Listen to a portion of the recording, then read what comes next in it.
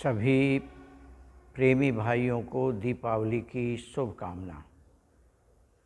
दीपावली हमारी भारतीय संस्कृति का सबसे महत्वपूर्ण और महान पर्व है। ये पर्व बहुत प्राचीन समय से ही मनाया जा रहा है। वैसे ये पर्व 5 दिन का होता है, लेकिन मुख्य पर्व दीपावली का ही होता है। दीपावली का मतलब होता है, दीप का मतलब होता है दीपक, और आवली का मतलब होता है पंक्ति, श्रृंखला, अर्थात दीपों की श्रृंखला। ये पर्व वैसे तो कार्तिक पूर्णिमा के बाद से ही शुरू हो जाता है, क्योंकि हमारे समाज में ऐसी मान्यता है कि सफाई सुथराई करने से लक्ष्मी माता का आगमन होता है, और इसलिए 15 दिन पहले से ही लोग घर में सफाई शुरू कर देते हैं। लेकिन इस दिवाली का जो मुख्य पर्व है वो दीपावली है। 2 दिन पहले धन्वंतरी जी की पूजा होती है, जिसे हम धनतेरस भी कहते हैं, और इसमें कुछ न कुछ खरीदा जाता है। हमारे घर की आवश्यकता के अनुसार हमको सामान खरीदते हैं। धन्वंतरी हमारे आयुर्वेद के आधार हैं।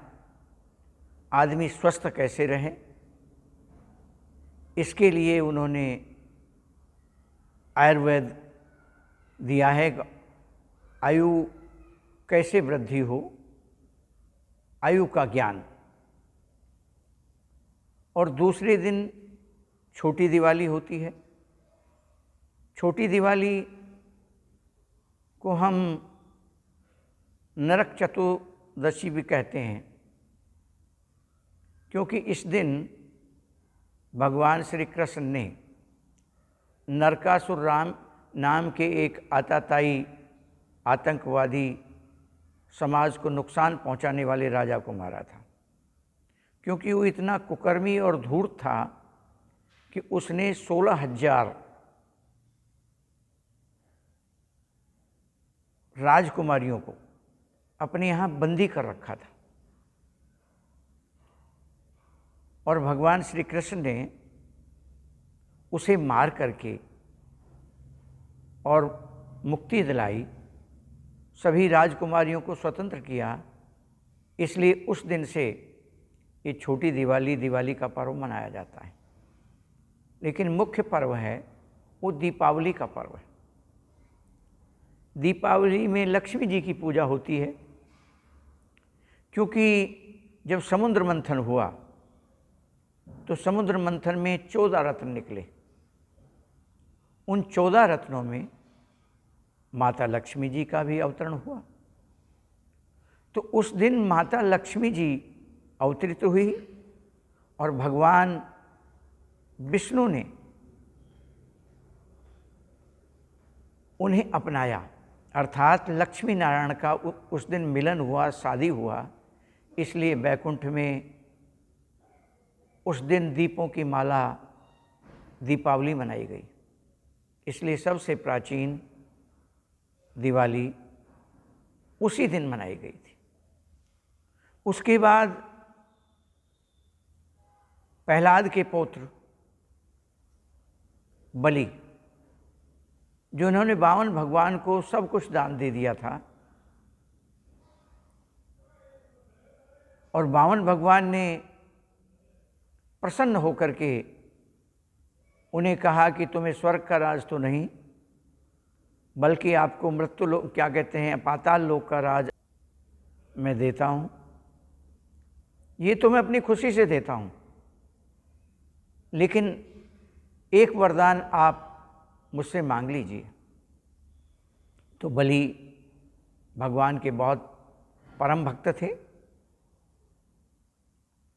उन्होंने कहा, महाराज अगर आप देना ही चाहते हैं वरदान, तो बस मुझे ये वरदान चाहिए कि मैं जब भी अपने नगर से, महल से बाहर निकलूं, तो मुझे आपके दर्शन हों।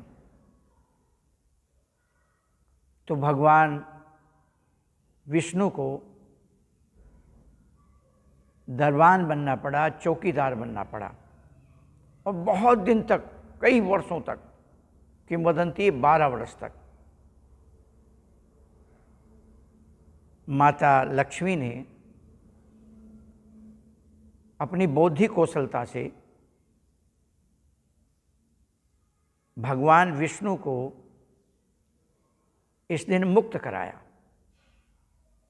स्वतंत्र हुए अपने वचन से, अपने क्या कहते हैं, जो बलि को उन्होंने समर्पित कर दिया था। इसलिए उस दिन से फिर से बैकुंठ के अंदर दिवाली मनाई गई।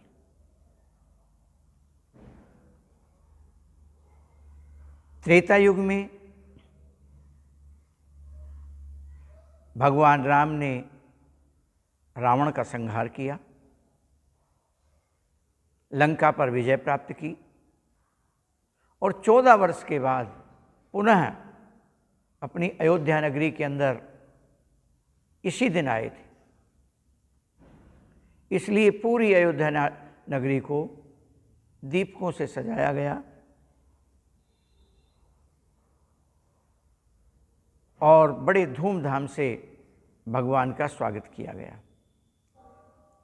वैसे भी अगर इसका वैज्ञानिक दृष्टिकोण देखा जाए तो स्वस्थ रहने से आदमी ज़्यादा परिश्रम कर सकता है, मेहनत कर सकता है और तभी आदमी के घर में अर्थोपार्जन हो सकता है। मेहनत करेगा तो उसे लक्ष्मी जी आएगी, पैसे आएंगे, संपत्ति आएगी। और घी, पहले तो घी के दीपक जलाए जाते थे। घी जो होता है वो बड़ा कीटाणुनाशक होता है, घी और तेल। तो इस वातावरण में जितने भी बैक्टीरिया, क्या कहते हैं, वायरस है जो मानव को नुकसान पहुंचाने वाले हैं, ये सारे वायरस समाप्त हो जाते हैं, वातावरण स्वच्छ हो जाता है। क्योंकि गांव-गांव में, घर-घर में ये दीपों की पंक्ति जलाई जाती है और पूरा वातावरण स्वच्छ हो जाता है। और जब वातावरण स्वच्छ होगा तो आदमी का शरीर स्वस्थ रहेगा। आज प्रदूषण के कारण पूरे समाज में त्राहिमाम हो रहा है। और ये, और दूसरा कारण कि मक्खी मच्छर ये जो होते हैं, पहले चूना से पुताई किया जाता था और चूना सबसे ज़्यादा कीटाणुनाशक है। इसलिए बड़े बड़े राजा महाराजा, नेता, अफसर लोग आते हैं तो रोड के ऊपर चूना डाला जाता है ताकि रास्ते के जो गंदे वायरस है, जर्म्स हैं, वो उन तक पहुंच ना पाए। इसलिए घर को भी इसीलिए लिपाई पुताई किया जाता है। तो बड़ी नगरी को सजाया गया। वैसे भगवान का आने का टाइम था और भगवान आए थे। और भी दूसरे जैन समाज में जो 24वें तीर्थंकर महावीर स्वामी जी हुए हैं, उनका मोक्ष दिवस, निर्वाण दिवस आज ही के दिन था, कार्तिक की अमावस्या को। इसलिए आज अमावस्या के दिन ही उन्होंने अपना शरीर त्यागा था। इसलिए जैन समाज में भी दीपावली का पर्व बड़े धूमधाम से मनाया जाता है। हमारे सिख समुदाय में भी कहते हैं कि स्वर्ण मंदिर है अमृतसर में, उसकी नींव गुरु अमरदास जी ने मियाँ मीर नाम के एक संत से रखाई थी और वो भी दिन दीपावली का ही दिन था। इसलिए अमृतसर का जो शिलान्यास किया गया, अकाल तख्त का शिलान्यास किया गया, उस दिन पहली नींव दीपावली को, इसलिए सिख समुदाय में भी इसे बड़े धूमधाम से मनाया जाता है। छठे गुरु, गुरु हरगोविंद सिंह जी, जिनको एक चंदू साहा नाम के जहांगीर के मंत्री ने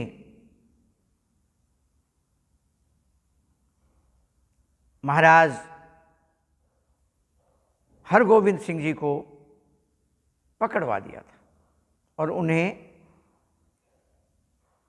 क्या कहते हैं आपके ग्वालियर के किले में बंद कर दिया गया था। जब मियां मीर को ये मालूम हुआ तो मियां मीर ने बादशाह को समझाया कि आपके क्षेत्र में, आपके राज्य में जो विपत्तियां आ रही हैं उसका मुख्य कारण है कि आपने एक संत को अपनी कैद में डाला हुआ है और उनके कहने से बादशाह ने गुरु हरगोविंद सिंह जी को मुक्त करने का आदेश दिया। लेकिन गुरु हरगोविंद सिंह जी ने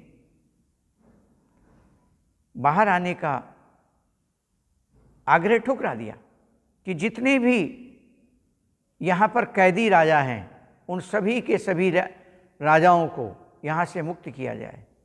कहते हैं कि इससे पहले कोई भी राजा जो वहाँ चला जाता था वो वापस नहीं लौटता था। ग्वालियर के किले से कोई वापस नहीं लौटा था। तो उन्होंने कहा ठीक है, गुरु महाराज जी का पल्ला पकड़ करके जो भी व्यक्ति, जितने लोग भी पल्ला पकड़ करके आ जाएंगे वो सब मुक्त हो जाएंगे। इसलिए गुरु महाराज जी ने अपना जो कुर्ता है, चोला है, वो लंबा बनवाया जिसमें 52 कली थी और 52 राजा को मुक्त किया। इसलिए इस दिन गुरु महाराज जी स्वयं भी मुक्त हुए उस जेल से और 52 लोगों को, इसलिए उन्हें मुक्तिदाता कहा गया है। और सिख समुदाय में दीपावली का पर्व बहुत धूमधाम से मनाया जाता है। और भी बहुत सारे कारण हैं, लेकिन इसका जो मुख्य कारण है, मुख्य कारण है आध्यात्मिक। ये सफाई, ये समाज के अंदर लिपाई पुताई, दीपों से शुद्ध करना, क्योंकि जैसे अष्टांग योग में 8 अंग है, 5 शरीर को स्वस्थ रखने के लिए और 3 आत्म उत्थान के लिए, यम, नियम, आसन, प्राणायाम, प्रत्याहार, और 3 धारणा, ध्यान और समाधि। ऐसे ही ये सफाई, दीपक जलाना, घी जलाना या पटाखे छोड़ना जिससे कि मक्खी मच्छर जितने भी नुकसान देने वाले जीव हैं वो सब समाप्त हो जाए, ये हमारे शरीर की स्वस्थता के लिए है। लेकिन एक्चुअली इसका उद्देश्य है वो है आत्म उत्थान का, क्योंकि हमारे संत महात्मा लोगों ने जितने भी हमारे समाज में पर्व है, इन सब पर्वों का वास्तविक जो उद्देश्य है वो आत्म उत्थान का ही है। चाहे वो कोई भी पर्व हो, रक्षाबंधन, जिस बंधन में बंधने से आदमी की रक्षा होती है, अर्थात गुरु महाराज जी साक्षात पार ब्रह्म होते हैं और उनके साथ बंध जाने से एक शिष्य की भी रक्षा होती है। करवा चौथ 4 आत्म तत्व चतुर्भुज भगवान, शंख चक्र गदा पद्म, जिसको शंख जो है एक प्रकाश, क्या कहते हैं, आवाज का प्रतीक है, नाद ब्रह्म का प्रतीक है, चक्र है वो प्रकाश का प्रतीक है, गदा है वो नाम का प्रतीक है और कमल है वो अमृत का प्रतीक है। अर्थात इन चारों क्रियाओं के करने से आदमी अकाल मृत्यु से बच जाता है, उसकी आयु बढ़ती है। इसलिए इसको करने वाले अपनी आयु को बढ़ा लेते हैं।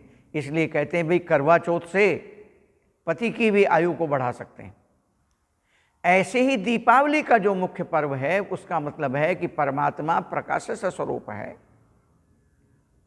और वो परमात्मा सर्वव्यापक है, और सर्वव्यापक होने के नाते वो हमारे अंदर भी है। इसलिए वास्तव में अपने अंदर में उस परम प्रकाश का ध्यान करना दीपावली का सच्चा पूजन है। दीपावली सही अर्थों में मनाना है, क्योंकि हमारे संतों ने भगवान को प्रकाश स्वरूप कहा है। परम प्रकाश रूप भगवाना, नहितः पुनि विज्ञान विहाना, राम भगत चिंतामणि सुंदर, बसहु गरुड़ जाके उर अंदर, परम प्रकाश रूप दिन राति, और नहीं चाहिए कछु दिया घृत बाती। कि परमात्मा प्रकाश से रूप है और उसके लिए किसी दिए, घी और बत्ती की आवश्यकता नहीं है। जैसे सूर्य की किरणों के द्वारा, आज सौर ऊर्जा के द्वारा बहुत सारी विद्युत पैदा की जा रही है, ऐसे ही सद्गुरुदेव महाराज हमको हमारे हृदय में परमात्मा की ज्योति को कैसे प्रकट करें ये तरीका बताते हैं। और जिसमें जितनी ज़्यादा एकाग्रता होती है वो उतना ही ज़्यादा उस प्रकाश का दर्शन करता है। अर्जुन में बहुत एकाग्रता थी, तो अर्जुन अपना अनुभव बताते हुए कहते हैं भगवान श्री कृष्ण को युद्ध के मैदान में कि 1000 सूरज भी एक साथ उदय हो तो भी मैं इस प्रकाश की बराबरी, तब भी इस प्रकाश की बराबरी वो नहीं कर सकते। ऐसा प्रकाश मैं अपने अंदर में अनुभव कर रहा हूं। अब बताओ, एक ही सूरज जब उदय होता है तो गर्मी के महीने में यहाँ जैसलमेर जोधपुर के क्षेत्र में तो 48, 49, 50 डिग्री सेंटीग्रेड तक चला जाता है। 1000 सूरज के बराबर की रोशनी अगर युद्ध के मैदान में दिखाई देती तो सब लोग भस्म हो जाते, लेकिन वो रोशनी अपने अंदर में थी। और भगवान कृष्ण ने गीता में अपना पता इस रोशनी को ही बताया है कि न तद्भासते सूर्यो न शशांको न पावकः यद गत्वा न निवर्तन्ते तद्धाम परमम। कहते हैं कि न तद्भासते सूर्यो, उस मेरे धाम को सूरज प्रकाशित नहीं करता, न शशांको न पावकः, न शशांक चंद्रमा न पावक अग्नि, यद गत्वा न निवर्तन्ते, वहाँ पहुँचने के बाद फिर वापस नहीं लौटता, क्योंकि वो हमारा घर है। तद्धाम परमम, भगवान कहते हैं कि वो मेरा घर है। हम भगवान के घर में जब पहुँच गए, उस प्रकाश में तल्लीन हो गए, उस प्रकाश में हो गए, तो उसके बाद फिर पुनर्जन्म नहीं होता। उपनिषदों के ऋषि भी कहते हैं वेदा ही महतम पुरुषम महांतम आदित्य वर्णम तम सह प्रस्तात्। वेद मैंने जानकारी, अहम मैंने मैं जानता हूँ पुरुषम महांतम, उस महान पुरुष को, आदित्य वर्णम जो सूरज के वर्ण का है, सूरज जैसा है, तमसः प्रस्तात्, और वहाँ अंधकार नाम की कोई चीज़ नहीं है। त्वमेव विदित्वा, तुम भी जान सकते हो, मृत्यु में इति, मृत्यु की इति कर सकते हो, मृत्यु को समाप्त कर सकते हो, मृत्यु को जीत सकते हो, न अन्य पंथा। अर्थात अपने अंदर में गुरु महाराज जी जिस तरह से हमें अपने अंदर में परम प्रकाश को प्रकट करने का तरीका बताते हैं, उस प्रकाश को अगर हम प्रकट कर लेते हैं और प्रकाश में हो जाते हैं तो कहते हैं पुनर्जन्म न विद्यते, उसका दोबारा जन्म नहीं होता। वेदों के ऋषियों ने भी यही कहा है, ओम भूर्भुवः स्वः तत्सवितुर्वरेण्यं भर्गो देवस्य धीमहि धियो यो न प्रचोदयात्। ओम 3 शब्दों से बना है, अ, उ और मैं। अ नाभि से बोला जाता है, उ कंठ से बोला जाता है और मैं होठ से बोला जाता है। इस दृश्यमान संसार में जितनी भी वाणियाँ हैं, या तो कोई आदमी नाभि से बोलता है, या कंठ से बोलता है, या होठ से बोलता है। मध्यमा, पश्चंती और वैखरी, ये भौतिक जगत में इन 3 ही वाणियों से बोला जाता है। इसलिए इस मंत्रदृष्टा कहता है, हे तीनों वाणियों को उत्पन्न करने वाली शक्ति भूर्भुवः स्वः तत्, वह भूर्भुवः स्वः, भूलोक, भयलोक और स्वर्गलोक, इसको ब्रह्मांड कहा है, इसको मृत्युलोक कहा है, और हमारे नीचे के हिस्से को पाताल लोक। इन तीनों लोकों को धारण करने वाली तत्व वह है। सवितुर वर्णम, सूर्य के वर्ण का, सवितुर आदित्य समस्त दिनकर दिवाकर भास्कर भानु, ये सूरज के नाम है। कहते हैं तो सूरज के वर्ण के, तमसाह क्या कहते हैं, आदित्य वर्णम तमसाह प्रस्ताद, वहां किसी तरह का कोई अंधकार नहीं। आदित्य वर्णम वो सूरज के वर्ण की, धीमहि धियो यो न प्रचोदयात्, मैं उसका ध्यान करता हूं, और धी का मतलब बुद्धि, वो मेरी बुद्धि को प्रकाशित करती है, मुझे बुद्धिमान बनाती है, वो बुद्धि की दाता है। और बुद्धि से ही आदमी ये निर्णय लेता है कौन काम सही है और कौन काम गलत है। इसलिए वेदों के ऋषियों ने भी उस सूर्य के समान तेज स्वरूप देव का ध्यान किया, जो तीनों वाणी, तीनों लोकों को उत्पन्न करने वाला हमारी जीवन शक्ति है, उसका ध्यान किया। इसी को और उपनिषदों में कहा है, न तत्र सूर्यो भांति न चंद्र तारकम नेमा विद्युतो कुतोम अग्नि त्वमेव भांतु सर्भांति सर्वे तस्य भाषा सर्वित विभांति, कि वहाँ सूरज चांद बिजली की रोशनी नहीं है, ये तारे की रोशनी ही, अग्नि की रोशनी ही कहाँ से आएगी। सच्चाई तो ये है कि उस रोशनी से ही ये सारा संसार रोशन है। इसलिए उस रोशनी के लिए गुरबाणी में भी कहा गया है, जैसो चांदा उगिया सूरज चढ़े हजार, एता चांदन होंदिया गुर बिन घोर अंधा। सैकड़ों चंद्रमा, हजारों सूरज एक साथ उदय हो, इतना प्रकाश हमारे अंदर है। लेकिन वो प्रकाश श्री गुरु महाराज जी के चरण कमलों की कृपा से, उनके आशीर्वाद से ही एक भगत देख सकता है। और वास्तव में वही सच्ची दिवाली है। उसी को जानने के लिए ये दीपावली का पर्व मनाया जाता है। हमारे इस्लाम में भी कहा है, जो शख्स अपने अंदर इलाही नूर का दिग्दीदार करता है वही सच्चा मुसलमान है। इलाही नूर का, जो इन आंखों से दिखाई नहीं देता, जो अंदर का विषय है। यहां तक कि यहूदी धर्म में भी, बाइबल में भी कहा गया है, God is light and him where is no darkness. If thine eye B single, जब आपकी दोनों आंखें एक हो जाएगी, whole body shall be full of the light, आपका सारा शरीर प्रकाश से प्रकाशित हो जाएगा। अर्थात हमारे संत महात्मा लोगों ने, ईसा मसीह ने कहा कि भाई जब भगवान प्रकाश स्वरूप है, God is light and him where is no darkness, वहां किसी तरह का कोई अंधकार नहीं है। और वो प्रकाश कब दिखाई देगा? जब आपकी दोनों पुतलियां एक हो जाएगी, दोनों आंखें एक हो जाएगी, तो सारा शरीर प्रकाश से भर जाएगा।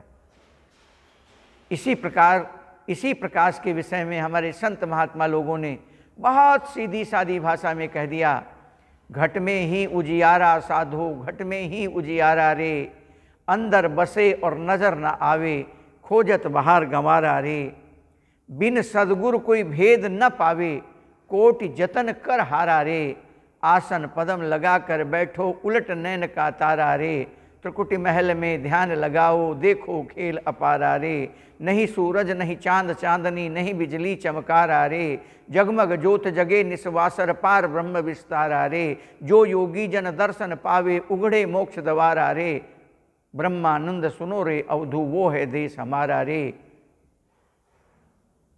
घट ही में उजियारा साधो, घट ही में उजियारा।